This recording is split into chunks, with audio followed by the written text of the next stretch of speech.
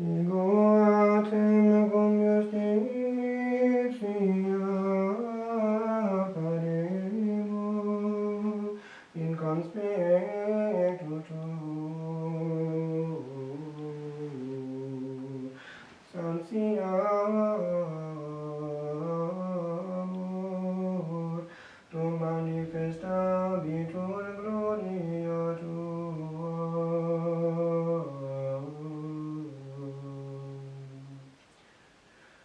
Exaudi Domine justitia mea, intende deprecationem meum. Gloria Patri et Filio et Spiritui Sancto, sic ut erat in principio et nunc et semper, et in saecula saeculorum. Amen.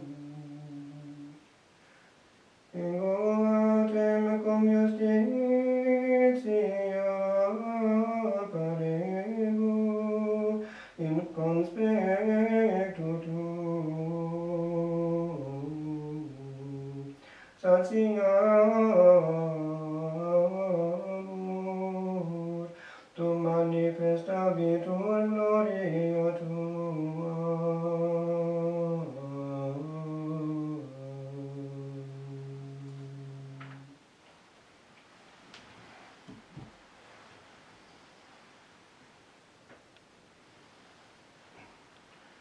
In nomine Patris et Filii et Spiritus Sancti. Amen. The first reading ties up with the second reading on this day, insofar as they both have to do with Revelation. In the book of Exodus we have this strange passage to a bush that burns without being consumed.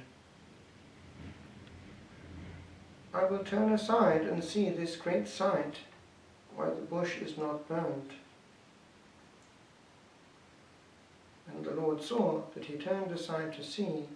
God called to him out of the bush, Moses, Moses. Here am I. Do not come near. Put off your shoes from your feet, for the place on which you are standing is holy ground. Now, this has been taken as an indication of the way in which the soul, and indeed the body, should approach the sacred, the other. It is still practiced in Arabic cultures, the actual taking off of the shoes. But what are our shoes? The part that is closest to the earth and gets very dirty because of its contact with it. The tradition and the instinct of dressing in a particular way to come to church is just a spontaneous putting into practice of something of that. One wonders why that has been to some extent lost in Western culture, that blue jeans, beach wear are sufficient preparation for the body to come into this holy place, for God is not changed. Why should we think that we have the right to take shortcuts? It does not stop there. We come into church and we have a good chat, a good chinwag about the weather and the football game to the person next to us. Take off your shoes. Take off your football. It doesn't stop there. We look around and we miss the point. I am sure that the Lord is unchanged in his generosity, but that there is a huge change in the fruit of our assemblies compared with only 40 or 50 years ago. Holy Communion was received not automatically in those times. Now they have become a slot machine approach. Everyone has a right. Indeed, it is seen as socially correct that everyone should come up. Take off your shoes, holy ground. And then what happens?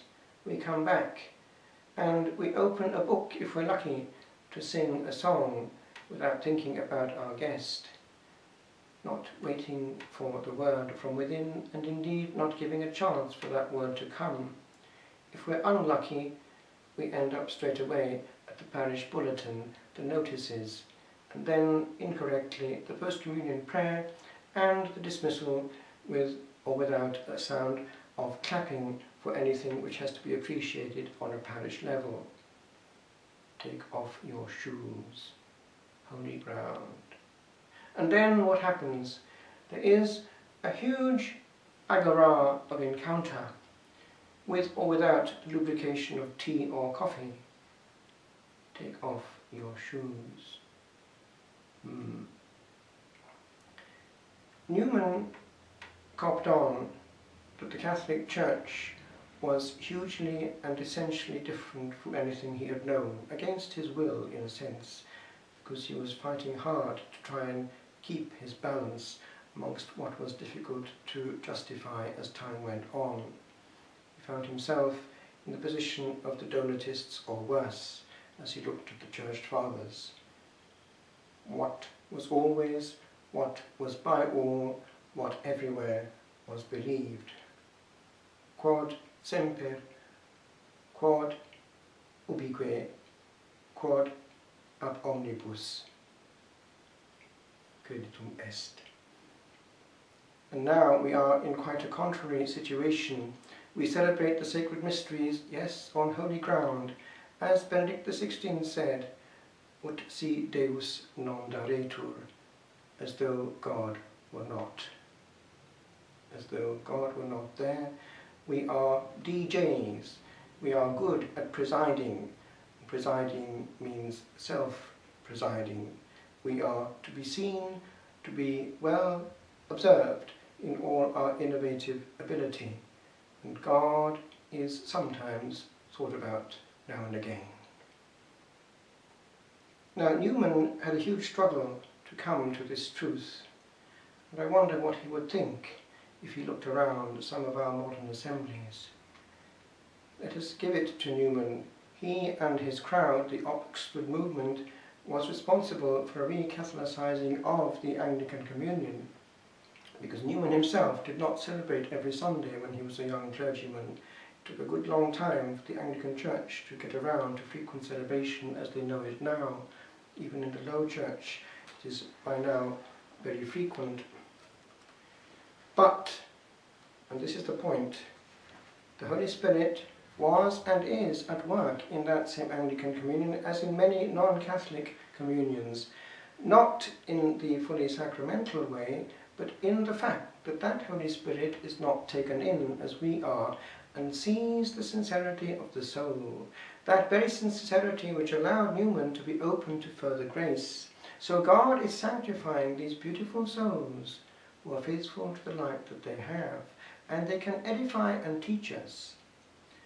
If that is the case, how much more can our Orthodox brethren, who have both the truth as far as they have it? Of course, it's making, unfortunately, a big mistake in not having also in the centre of it the doctrinal magisterium coming from Peter. Therefore it is somewhat fossilized. However, they have what they have in a true form, and the sacraments to go with it. And they do, let us face it, hang on to the notion of holy ground, so holy that only the priest may penetrate it. Behind the iconostasis, behind at a certain point those closed doors, he is alone with his God, and he is not seen at the moment of divine embrace. We observe, unfortunately, that Holy Communion at the altar is a free-for-all in the Western way of doing things in some places, a self-service against the wish of the Church. No person but the priest should be giving Holy Communion in the sense of appropriating it. I mean to say that the chalice is to be given and not snatched from the altar. It's only the priest who may do that. Indeed, he is to give the chalice to the deacon, And the deacon is a server in that sense. Diakone means to serve, not an appropriator. Let us get this straight.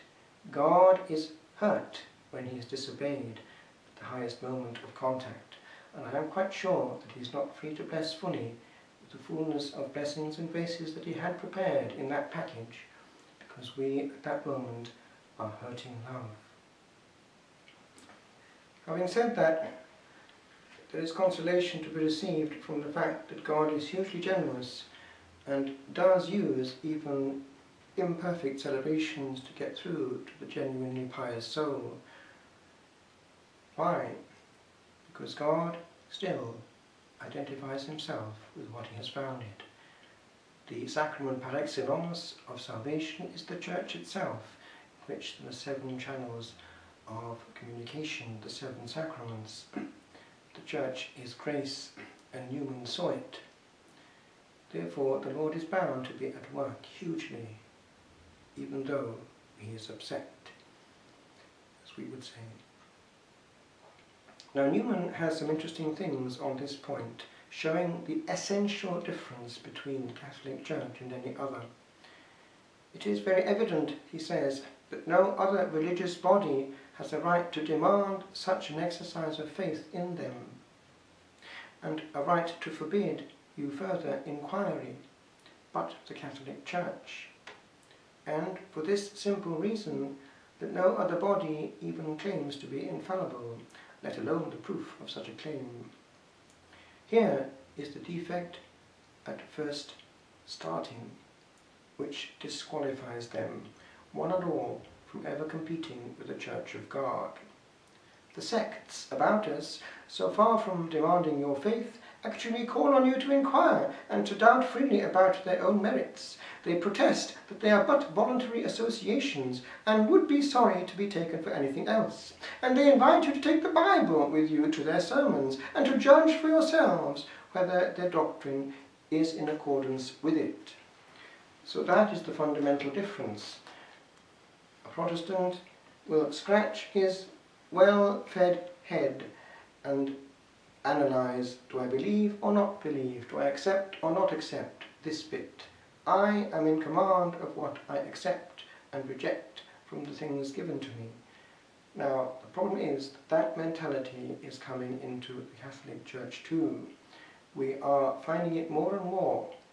People, and even people in authority, who are practicing that form, a cafeteria form of theology and practice. What Newman saw is the truth.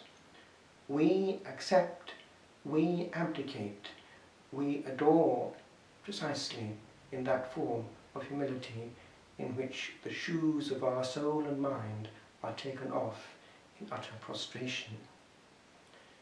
And then God will bless. Bless with the fullness that he has. Bless twice. Bless because he's blessing anyway, but bless because he's not finding any obstacle. We can get the fullness if we want. I just finish with something which, out of the blue, came to me the other day. It's the simple people. The simple people. It was in 1936. The cousin of a lady I know. The lady I know is Mary McKenna, and her husband is Tom. By now old people, but lovely people of prayer, very faithful to Fatima, and well known in the area of the monastery where I was formed here nearby. Well, this person, the cousin of Mary, was on an aeroplane in 1936. And by chance she was next to a German, but a German of little faith or none. And in this conversation, this German was quite aggressive, and she was trying to answer as best she could without losing her cool, because her faith was serene. And at a certain point, this German just pointed out around the clouds through the porthole, "Look around here in this sky, I can't see a trace of God." The lady proceeded to take a photograph through the portal of the said clouds, and this is what came out.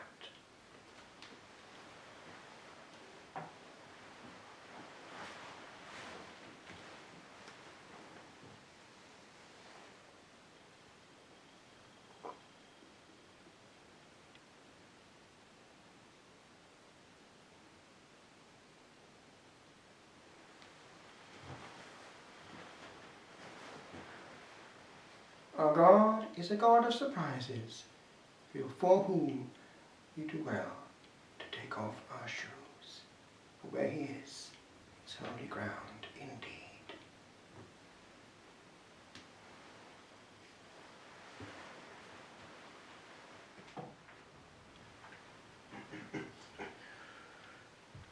We want to